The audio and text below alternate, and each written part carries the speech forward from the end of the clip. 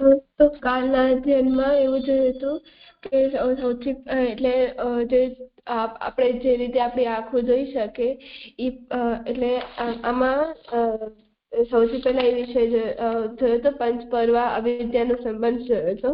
તો જે અવિદ્યા છે તે માયાની એક શક્તિ છે અને અવિદ્યાના 5 અધ્યાસ છે. એના દ્વારા જીવ ભ્રમિત થઈ જાય છે, તે પોતાનું સ્વરૂપ ભૂલી જાય છે. તો એના જે 4 અધ્યાસ આપણે જોઈએ તો આપણે આપણી આંખોથી જોઈ શકીએ એ પ્રમાણે જેને આપણે એમ જોઈએ કે સૌથી પહેલા આપણે એનો દેહ જોઈ શકીએ, પછી જે દેહ એટલે કે એનું જે સ્થૂળ શરીર છે તે, અને પછી આપણે તેની સ્થૂળ ઇન્દ્રિય જોઈ શકીએ, અને પછી એના અંદર હોય છે જે દેહ અને સ્થૂળ ઇન્દ્રિય, એના અંદર હોય છે સૂક્ષ્મ ઇન્દ્રિય, અને પછી જેમ આપણે એક્ઝામ્પલ આપ્યું હતું કે બલ્બ અને કાચ, તો જે સ્થૂળ ઇન્દ્રિય જે સ્થૂળ ઇન્દ્રિય છે તેને આપણે બલ્બ કે કાચ એમ કહી શકીએ, અને ફિલામેન્ટ છે જે એના બલ્બના અંદરનો એને આપણે સૂક્ષ્મ ઇન્દ્રિય કહી શકીએ. તો દેહ અને ઇન્દ્રિય દેહ અને ઇન્દ્રિય તે એના પછી એક પ્રાણ હોય છે, દેહના અંદર પ્રાણ હોય છે. પ્રાણ તે આખા શરીરમાં પ્રતિ આવનારો હોય છે, વ્યાપક હોય છે. અને પછી અંતઃકરણ હોય છે. અંતઃકરણ એટલે કે અંતઃકરણ 4 એટલે મન બુદ્ધિ ચિત્ત અહંકાર નો જે કલેક્શન જે કરે છે તે અંતઃકરણ છે. આ બધાને આ ચાર નો સંગ્રહને અંતઃકરણ કહેવામાં આવે છે. તો કોઈ પણ એટલે આપણે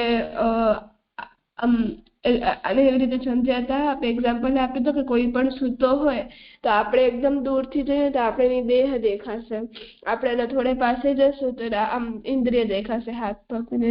પછી આપણે એની જે શ્વાસ છે તે જોશું, એમ એ શ્વાસ લેતો હશે એટલે કે એના પ્રાણ ચાલુ છે, અને અગર એ હુંકારા ભરતો હશે એટલે કરતો હશે તો આપણે એના અંદર અંતઃકરણ પણ છે.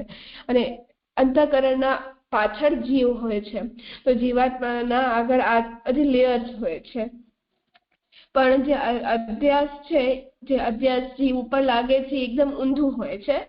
એટલે જીવથી એકદમ નજીકમાં અંતઃકરણ હોય છે. એટલે સૌથી પહેલા એને અંતઃકરણ અધ્યાસ થાય છે. એટલે કે જીવ એમ કહે છે કે હું અંતઃકરણ છું, કે હું મન છું, હું બુદ્ધિ છું, હું ચિત્ત છું, હું અહંકાર છું. એવું મન એવી જીવને જે ભ્રાંતિ થાય છે તેને આપણે અંતઃકરણ અધ્યાસ કહીશું. અને એના પછી જોયું તું એને અંતઃકરણ અધ્યાસ કહેવાશે.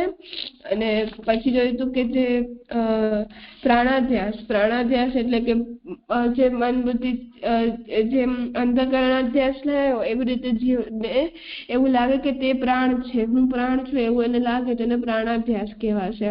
એવી જ રીતે એને ઇન્દ્રિયનો પણ એમ થશે. એના પછી એને જ્યારે પ્રાણાધ્યાસ થશે એના પછી એને ઇન્દ્રિયાધ્યાસ થશે, એક પછી એક સ્ટેપ પછી. તો ઇન્દ્રિયાધ્યાસ જ્યારે એને થશે ત્યારે એને લાગશે કે હું ઇન્દ્રિય છું, અને એના સુખ દુઃખનો અનુભવ કરશે. તો આપણે એમ પ્રશ્ન થાય કે ખાલી ઇન્દ્રિયમાં જ સુખ દુઃખ કેમ કીધું છે, બીજા બધા પ્રાણમાં બી સુખ દુઃખ કહી શકતા હતા, અંતઃકરણમાં બી કહી શકતા હતા, કેમ નથી કહ્યું? તો આપણે એમાં સમજાવ્યું હતું કે સુખ દુઃખમાં જે ખર્ચ છે તેને તે ઇન્દ્રિયને રિપ્રેઝેન્ટ કરે છે, એનો મતલબ ઇન્દ્રિય થાય છે. તો ઇન્દ્રિયો જ્યારે સારી સ્થિતિમાં હોય તો એને સુખ કહેવાય છે, અને ઇન્દ્રિયો જ્યારે ખરાબ સ્થિતિમાં હોય તો તેને દુઃખ કહેવાય છે. તેને આપણે સુખ દુઃખ જોયું હતું. એટલે એને ઇન્દ્રિયો સુખ દુઃખ અનુભવ કરે છે એવું ઇન્દ્રિયાધ્યાસમાં જોયું હતું. પછી છેલ્લે દેહાધ્યાસ, જે દેહને આપણે જોઈ શકીએ, સ્થૂળ શરીર છે જેને આપણે અડી શકીએ એવી જે દેહ છે એને એના સુખ દુઃખ માટે એના અધીન બની જાય છે જે જીવ છે તે. આવી રીતે જે 4 અધ્યાસ છે પેલા એ લાગે છે, અને એના પછી જીવ પોતાનું મૂળ સ્વરૂપ ભૂલી જાય છે. એટલે જે ઇન્દ્રિયો જળ છે, પણ આ જે દેહ, ઇન્દ્રિય, અંતઃકરણ, પ્રાણ આ બધા પણ જળ છે. આત્મા સાથે જોડાઈ જાય છે, તેથી તેમને ચેતન બની જાય છે. એટલે આ બધું જે ચારે અધ્યાસ કયા છે, દેહ, ઇન્દ્રિય, પ્રાણ, અંતઃકરણ, આ ચારે એ બધા જળ છે, પણ જે આત્મા છે એ તો ચેતન છે, ચેતન છે. કેમ કે તો જે આત્મા ચેતન છે એના કારણે એ આ બધાને કંટ્રોલ કરી, મતલબ એના દ્વારા, આત્મા દ્વારા આ બધું હાલી શકે છે. તો આત્માથી બધું ચાલે છે, એટલે તેને એવું લાગે છે કે આ બધું તેજ છે, એટલે આત્મા જ આ બધા અધ્યાસ છે. તે જ રીતે આત્મા નથી જે વસ્તુ, જેમ શબ્દ, સ્પર્શ, રૂપ, રંગ, ગંધ આ બધામાં અટેચમેન્ટ નથી હોતો, તો પણ આત્માને તેનો અધ્યાસ થઈ જાય છે. એટલે અને બધાનો અધ્યાસ હોવો જરૂરી છે. એટલે કે ખાલી ઇન્દ્રિય અધ્યાસ કે ખાલી પ્રાણાધ્યાસ થશે તો એમાં એવું નહીં, પોસિબલ નહીં થાય. કેમ કે આપણે એક્ઝામ્પલ આપ્યું હતું કે સોફ્ટવેર અને હાર્ડવેર બંને હોવા જરૂરી છે. જે દેહ છે એ હાર્ડવેર છે, અને સ્થૂળ ઇન્દ્રિય છે એ હાર્ડવેર છે, એટલે આપણે બારે જોઈ શકીએ. અને સોફ્ટવેર છે તે જે અંતઃકરણ, પ્રાણ અને સૂક્ષ્મ ઇન્દ્રિય છે. તો જે પણ સૂક્ષ્મ ઇન્દ્રિય છે એને આપણે સોફ્ટવેરના કામ કરી શકીએ. જે આપણે કમ્પ્યુટરમાં જે અંદરના જે આપણે જોઈ ન શકીએ એવા સોફ્ટવેર છે એ હોય, સોફ્ટવેરનો મેઇન કામ હોય. પણ અગર સોફ્ટવેરને કોઈ હાર્ડવેર ન મળે, મોનિટર કે માઉસ કે કીબોર્ડ કે પ્રિન્ટર એવું બધું ન મળે, તો એને રિપ્રેઝેન્ટ કેવી રીતે કરી શકશે? આપણે ખબર કેમ પડશે કે સોફ્ટવેરમાં શું છે? એટલે હાર્ડવેર હોવું જરૂરી છે. એટલે દેહ, સ્થૂળ શરીર અને સ્થૂળ ઇન્દ્રિય હોવું જરૂરી છે. તો દેહ છે તે હાર્ડવેર છે, તેથી બાકી 3 અધ્યાસ આત્માથી એના ચેતના દ્વારા કામ કરી શકે. અને આ છેલ્લો પછી છેલ્લે સ્વરૂપની સ્મૃતિ થાય છે.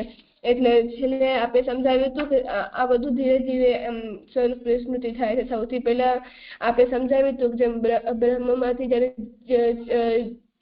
આનંદંશ અને બ્રહ્મ જયારે જીવને પ્રકટ એને સર્જન કરે છે ત્યારે એનામાં આનંદંશ હોય છે, એટલે સચ્ચિદાનંદ જ હોય છે. પછી એનામાંથી આનંદંશ નો તિરોધાન કરે છે, અને ત્યારે એના ઉપર પછી સૌથી પહેલા અંતઃકરણ અભ્યાસ લાગે છે. પછી ત્યારે એને થોડુંક જ્ઞાન ઓછું થાય છે, જેમ આપણે કહીએ કે 25% જ્ઞાન એનું ઓછું થાય બ્રહ્મ પ્રત્યેનો. જે પ્રાણાધ્યાસ તો આપણે 75 ઓછો થયો, મતલબ 50 ઓછો થયો. ઇન્દ્રિયાધ્યાસમાં 75, દેહાધ્યાસમાં 95% એનું બધું ભૂલાઈ ગયું એમને બ્રહ્મ માટે. સ્વરૂપની સ્મૃતિમાં તો 100% એ બ્રહ્મને ભૂલી જાય છે, બ્રહ્મ સાથે પોતાનો સંબંધ ભૂલી જાય છે. તો આવી રીતે જીવ બ્રહ્મને ભૂલે છે અમાયાના, અવિદ્યાના કારણે. એવું સમજી ગયું. હા, સરસ. અર્પણ?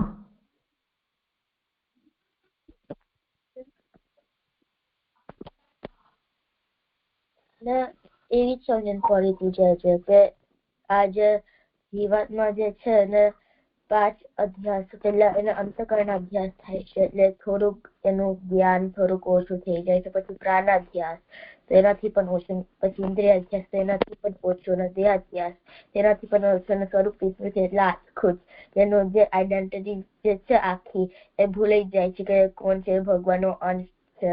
એ અંશનો જે સંબંધ જે છે આખો ભૂલી જાય છે. અને મને એવી પણ સમજણ પડી હતી કે જે અહીંયા ઇન્દ્રિય અધ્યાસમાં સુખ અને દુઃખ કીધું હતું કે આ જે ઇન્દ્રિયો જયારે દુઃખ થવા માંડે છે ઇન્દ્રિય અધ્યાસ અને આત્મા ઇન્દ્રિય અધ્યાસ વખતે, અહીંયા પ્રશ્ન થાય છે કે તો પ્રાણાધ્યાસ વખતે પણ કેમ સુખ ને દુઃખ નહીં થતું, કે બીજા દેહાધ્યાસમાં કેમ નહીં થતું? અહીંયા આપણે સમજાયું કે સુખ અને દુઃખમાં જે ફળ જે છે એનો મતલબ થાય છે ઇન્દ્રિયો. એટલે ઇન્દ્રિયો જ્યાં સારી સ્થિતિમાં હોય એને સુખ કહેવામાં આવે છે, અને જ્યારે ઇન્દ્રિયો ખરાબ સ્ટેટમાં હોય તો દુઃખ કહેવામાં આવે છે. કારણ કે ઇન્દ્રિયો વગર ન તો સુખ થાય કે ન તો દુઃખ થાય. એટલે પ્રાણ અને અંતકરણ ખાલી હોય તો જે સેન્સેશન જે હોય થાય જ ના. એટલે ઇન્દ્રિયો દ્વાર છે જેનાથી સેન્સેશન આપને મળે છે કે આપણે અનુભવી શકીએ છીએ સુખ ને દુઃખ. ખાલી એટલું એડ કરું છું. હા, ઠીક છે. અચ્છા, અધ્યાસ માટે મેં એક ક્લિપ મોકલી હતી, એ તમે જોઈ કોઈએ?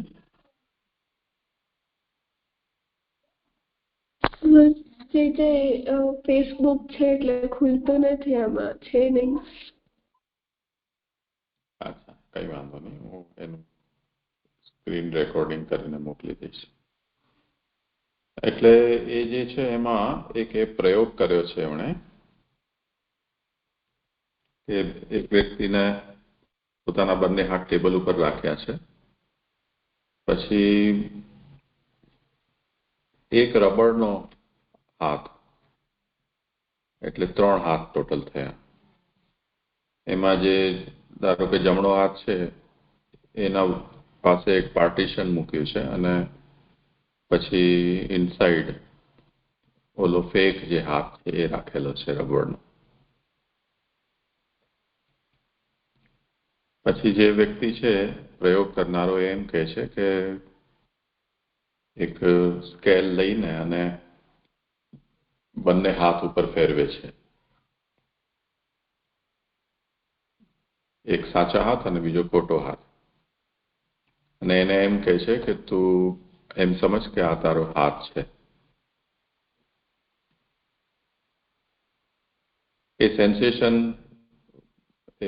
માઇન્ડ જ્યારે બંનેને એસોસિએટ કરે છે એટલે બંને હાથ એક ખોટો અને સાચો, તો જે ખોટો હાથ છે એના ઉપર પણ એ સ્કેલ ફેરવે છે તો એનાથી પણ એને સેન્સેશન મળે છે. થોડી વાર બંને ઉપર ફેરવે છે એક સાથે, પછી એકલા ખોટા હાથ ઉપર ફેરવે છે તો પણ સ્પર્શનો અનુભવ એને થાય છે, જે સાચા હાથને અડવાથી થતો હોય તે. અને જે જાતનો સ્પર્શ કરે તેવી જ જાતનો એને અનુભવ થાય. જોરથી કરે તો દુઃખનો, અને હલકા હાથથી કરે તો જેને સહેલાવતા હોય, કંપાડતા હોય તેવો અનુભવ. પછી અચાનક એ ખોટા હાથ ઉપર હથોડી મારે છે તો ઓલો વ્યક્તિ જાણે સાચા હાથ ઉપર હથોડી મારવાથી એને જેવી પીડા થાય એવી જોરથી એ ચિલ્લાવે છે. તો આ જાતનો એક અનુભવ એની અંદર બતાવવામાં આવ્યું છે. તો કહેવાનો મતલબ એ છે કે જે વસ્તુ આપણા શરીરના અંગ નથી પણ આપણી જે અહંતા છે એને જો ત્યાં એસોસિએટ કરવામાં આવે તો એ એક્સટેન્ડેડ અહંતા છે, એ કુદરતી રીતે જે આપણું અંગ નથી કે આપણા શરીરનો કોઈ ભાગ નથી તેને પણ એ હું તરીકે, અહમ તરીકે માનતી થઈ જાય છે. અને એનું જે સુખ અને દુઃખ એ મારું સુખ દુઃખ એ જાતનો અનુભવ એ કરે છે. તો આ જ વસ્તુ અધ્યાસ છે.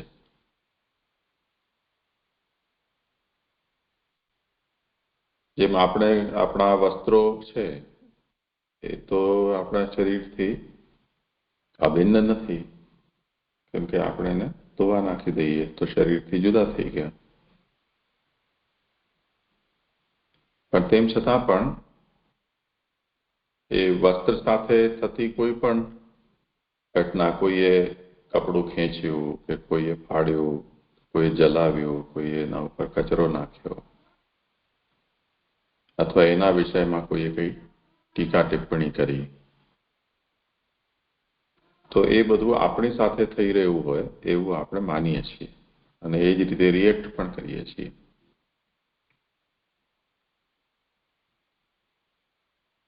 તો એ જ વાત અહીંયા સમજવાની છે કે જેમ આપણા શરીર, ઇન્દ્રિય, પ્રાણ, અંતઃકરણ અને આત્મા, આ બધામાં આત્મા એક કેવલ ચેતન પદાર્થ છે, બાકી બધું અચેતન છે. પણ એ આત્મા સાથે આ બધા અચેતન પદાર્થ જોડાયા તો આત્મા એ દરેકને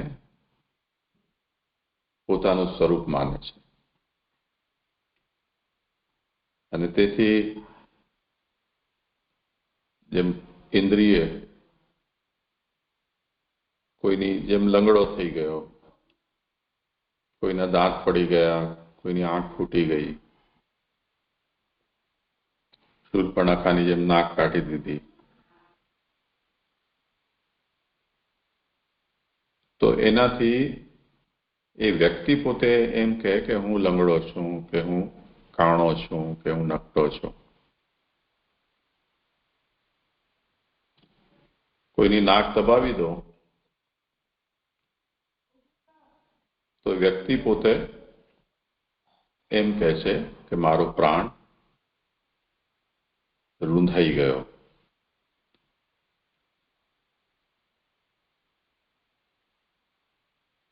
તો આ બધા જે ઇન્દ્રિયો કે પ્રાણ કે દેહની સાથે જે કંઈ પણ ઘટે છે ઘટના, એને આત્મા સાથે શું લેવા દેવા? કેમ કે આ બધા તો અચેતન પદાર્થો છે. આત્માનું તો એ અંગ નથી, પણ તેમ છતાં આત્મા એને પોતાનું અંગ માની લે છે, પોતાનું સ્વરૂપ માની લે છે. તો એ એક્સટેન્ડ થતું જાય છે જે વસ્તુને આપણે આપણી સાથે અટેચ કરીએ છીએ એમાં.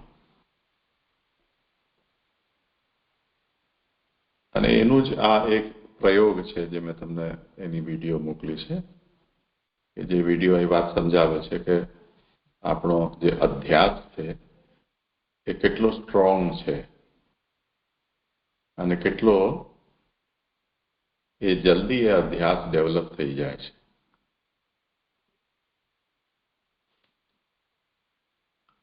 તો જે આત્મા વગેરેની સાથે, આત્માની સાથે જોડાયેલા જે અંતઃકરણ વગેરે છે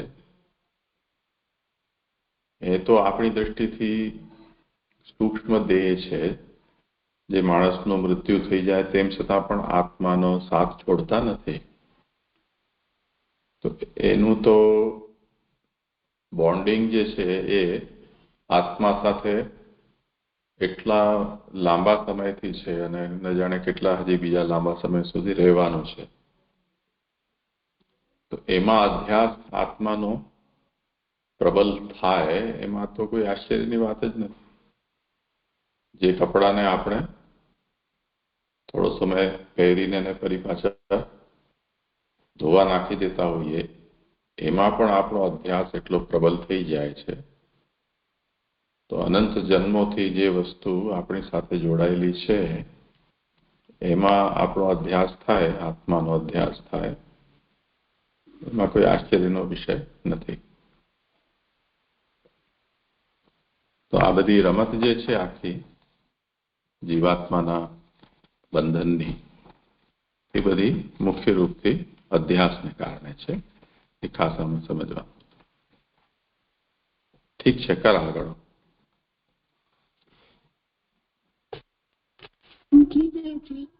બાળક જ્યારે જન્મે છે ત્યારે તે તદ્દન અબુદ્ધ હોય છે. તેની અહંતા ફક્ત તેની બધાને ખબર.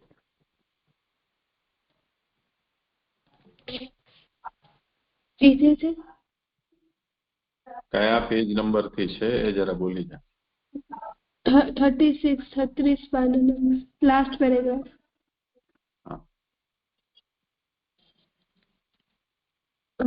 બાળક જ્યારે જન્મે છે ત્યારે તે તદ્દન અબુદ્ધ હોય છે. તેની અહંતા ફક્ત તેના પોતાના પૂરતી જ સીમિત હોય છે. તેની મમતા પણ ફક્ત માતાના દૂધ પૂરતી જ સીમિત હોય છે.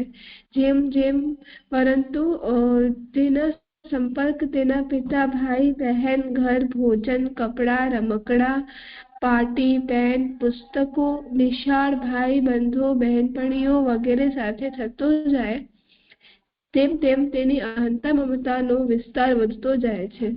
આરંભમાં અહંતા માત્ર દેહમાં રહેતી હોય છે. ધીમે ધીમે જ્યારે આપણને દેહના નામની પાછળ જોડાતા પિતાનું નામનું જ્ઞાન થાય અથવા તો દેહની જ્ઞાતિ વર્ણનું જ્ઞાન થાય ત્યારે અહંતા થોડીક વિસ્તાર પામે છે. ત્યારબાદ દેહ જે ઘરમાં સુરક્ષિત રીતે રહેતો હોય તે ઘરનું જ્ઞાન થતા અહંતા તે રીતે પણ વિસ્તરિત હોય છે. આપણે પોતાની જાતની બાબતમાં આમ પિતા જ્ઞાતિ વર્ણ કે ઘર સંબંધી અહંકાર કેળવી લેતા હોઈએ છીએ. જ્ઞાતિ વર્ણ માતા પિતા કે ઘરની સાથે આપણે કેટલા એકમેક થયા છીએ એ હકીકત આપણને ત્યારે સમજાય છે જ્યારે કોઈ વ્યક્તિ આપણી જ્ઞાતિ વર્ણ વગેરેની બાબતમાં કઈ અણછાજતું બોલે કે તેને હાનિ પહોંચાડે એવો અવસર ઉપસ્થિત થતા એવી કઈક તકલીફ આપણને થવા માંડે કે જાણે કોઈએ આપણા પોતાના ઉપર જ આક્રમણ ના કરી દીધું હોય. બિલકુલ આ જ પ્રકારે જીવ પણ પોતાના અંતઃકરણ પ્રાણ વગેરેને પોતાનાથી સર્વથા અભિન્ન સમજી બેસે છે. આ જ જીવનો મોટામાં મોટો ભ્રમ હોય છે. મને આમાં એવું સમજાયું કે આપે જે હમણાં સમજાયું કે જે અધ્યાસ થાય છે ઈ કેવી રીતે થાય છે તે અહીંયા સમજાવે છે કે એના એક્ઝામ્પલ થી કે જે નાનું બાળક હોય છે તે જયારે જન્મે છે ત્યારે એને ખાલી બે જ વસ્તુથી અહંતા હોય છે. એક એને પોતાથી હોય છે અને એની માતાના દૂધથી એને મમતા હોય છે. પછી જયારે એનો સંપર્ક વધે છે જયારે મોટો થાય છે ને જ્ઞાન મળે છે થોડું ઘણું તો એને એના જે અહંતા મમતા છે એ વધતી જાય છે. એ તો એવી જ રીતે જે જીવ છે તેને પેલા ખાલી પોતાના અંતઃકરણ એટલે ધીરે ધીરે એનો જે અભ્યાસ છે એ મજબૂત થતો જાય છે. એટલે કે જયારે એને ઘણી બધી વસ્તુ ખબર પડી જાય છે જેમ જે બાળક છે એને જે ઘણા બધા સંબંધો મળે છે જેનાથી પોતાની અહંતા મમતા ઓર વધારે છે. પછી એને સૌથી વધારે અહંતા મમતા પોતાના માતા પિતાથી પોતાના ઘરથી જોડાઈ જાય છે. અને એ આપણને કેમ ખબર પડે કે એને અહંતા મમતા છે તો જયારે એના બહુ ખરાબ એના અહંતા મમતા વિષયોમાં જે કોઈ પણ ખરાબ બોલે કે વર્ણ માટે જાતિ માટે તો ત્યારે એ પોતાની એમ અહંતા મમતા બતાવશે કે તું આવું કેમ બોલી રહ્યો છે, આ તું મારા ઘર માટે એમ કેમ બોલી રહ્યો છે. એવી રીતે પોતાની અહંતા મમતા બતાવે. એવી જ રીતે જીવને આપણને જોવું જોઈએ કે જીવ છે એને પણ અંતઃકરણ ઇન્દ્રિય પ્રાણથી આવી રીતે અહંતા મમતા લાગી ગઈ છે અને એનાથી બંધાઈ ગયો છે. એટલે એને આવો મોટો ભ્રમ થઈ ગયો છે. તેને ભૂલી નથી શકતો. સ્ટ્રોંગ થઈ ગયો છે અધ્યાસ એનો એવું સમજી.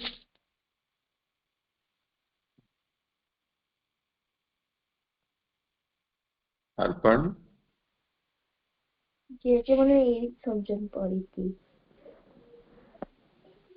અચ્છા ઠીક છે, કરી દો આગળ. દરેક જળ પદાર્થો પ્રકૃતિના સત્વ રજસ અને તમો ગુણોથી ઘડાયેલા હોય છે. આપણા દેહેન્દ્રિયાદિ પણ જળ હોવાથી મૂળમાં તો પ્રાકૃત ગુણોથી જ નિર્મિત હોય છે. ભગવાન ગીતામાં અર્જુનને સમજાવે છે કે પ્રકૃતિના દરેક ગુણોના સ્વભાવ નિશ્ચિત છે. દરેક ગુણ પોતપોતાના સ્વભાવ મુજબ આપોઆપ કાર્ય કરે જાય છે. માયા મોહિત જીવ સત્વ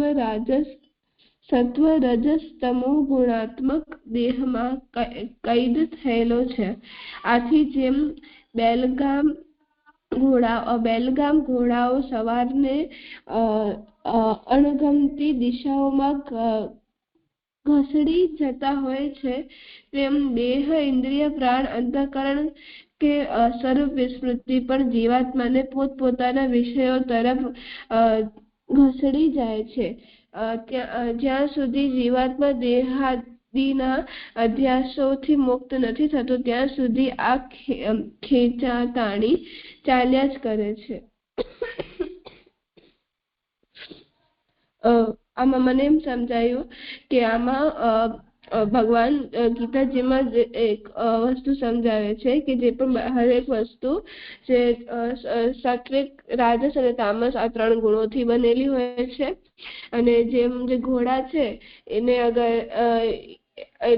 અગર એને એક વસ્તુ હોય છે જેને પહેરાવીએ છીએ તો એક દિશામાં જાય છે, પણ અગર એ વસ્તુ એને ના પહેરાવાય તો કોઈ પણ દિશામાં હાલ્યો જશે, બધી દિશામાં ભાગતો જશે. એવી જ રીતે અહીંયા એમ વાત સમજાવી છે કે જીવ છે તે સત્વ, રાજસ અને તામસ આ 3 ગુણોથી બનેલો જે દેહ છે એના અધ્યાસમાં ફસાઈ જાય છે. એટલે એના ઉપર જે જોયું હમણાં કે જે જીવ ઉપર જે 4 અધ્યાસ અને 5 સ્વરૂપ વિસ્મૃતિ લાગે છે, એટલે લેયર ઉપર લેયર આવે છે તો એકદમ કેદ થઈ જાય છે, એમ જેલ ટાઈપ એને લાગે છે, તો બંધનમાં આવી જાય છે. તો અગર તેને આ બધાથી મુક્ત જ્યાં સુધી મુક્ત નથી થતો આ બધા અધ્યાસથી ત્યાં સુધી તે આ બધામાં અટકાતો રહેશે, એમ ખેંચાતો રહેશે. એટલે બધા જ અધ્યાસ પોતપોતાની રીતે બીજા વિષયમાં જતા હોય છે. અંતઃકરણ કોઈક જગ્યા ભાગે, એટલે એમ કોઈક જગ્યા વિષયમાં ખેંચાય, ઇન્દ્રિય કોઈ જગ્યાએ, બધી જગ્યાએથી ખેંચતાણો એને થતો જ રહેશે જીવાત્માને. એવું સમજીશ. હા, ઠીક છે. આ વિષયનું તે શરૂઆત કરી એના પહેલા જે વાત કહી એ આ જ વાત હતી કે આપણી જે આત્માનો અધ્યાસ છે એનું સર્કલ વાઇડર કેમ થતું જાય છે. એટલે ઇનરમોસ્ટ સર્કલ છે એ અંતઃકરણ છે, પછી પ્રાણ, પછી ઇન્દ્રિય, પછી દેહ. એમાં જે દેહ છે એ જન્મો જન્મે બદલતો રહે છે, પરંતુ તે સિવાયનું બધું છે એ બધું આત્મા સાથે જ્યાં સુધી મુક્તિ ન થાય ત્યાં સુધી લાગેલું જ હોય છે. એટલે સૌથી વધારે સ્ટ્રોંગ અધ્યાસ આત્માનો અંતઃકરણ, પ્રાણ અને ઇન્દ્રિય સાથે છે. તેના પછી દેહ, અને દેહ પછી જે નેચરનો મળે, સ્ત્રી, પુરુષ વગેરે, અને એના રિલેટિવ, પછી એનું વર્ણ, જાતિ, પ્રદેશ, એ બધામાં જ એ અહંતા છે અને મમતા છે એ એક્સટેન્ડ થઈ જાય છે. અહંતા અને મમતામાં ડિફરન્સ ખાલી એટલો જ પડે છે કે જ્યારે તમે કોઈ વસ્તુને આ મારી એવું બોલો તો એ મમતાનો વિષય બની ગયો, અને એના રિલેશનમાં જે હું એવું આપણે જેને સમજતા હોઈએ તે અહંતા છે. તો એવી મમતા જે છે એ રિલેટિવલી આપણા ઇન્દ્રિયોમાં પણ હોઈ શકે, પ્રાણમાં પણ હોઈ શકે. મારો પ્રાણ રૂંધાય છે તો મારો હાથ તૂટી ગયો, તો આપણે હાથને આપણાથી થોડું અલગ માનીને એને બોલ્યા તો એ મમતાનો વિષય બની જાય છે. અધરવાઇઝ જ્યારે હું એમ બોલીએ તે વખતે ફરી પાછું તે ઇન્દ્રિય, પ્રાણ, અંતઃકરણ બધાને આપણે ક્લબ કરીને એને હું બોલતા હોઈએ છીએ. તો એવું એમાં સંકોચ અને વિકાસ થયા કરે છે. એટલે જ આ વાત આખી પહેલો પેરેગ્રાફ છે એ વાતને સમજાવવા માટે કે કઈ રીતે આપણો અધ્યાસ છે એનો વિસ્તાર આત્માનો થાય છે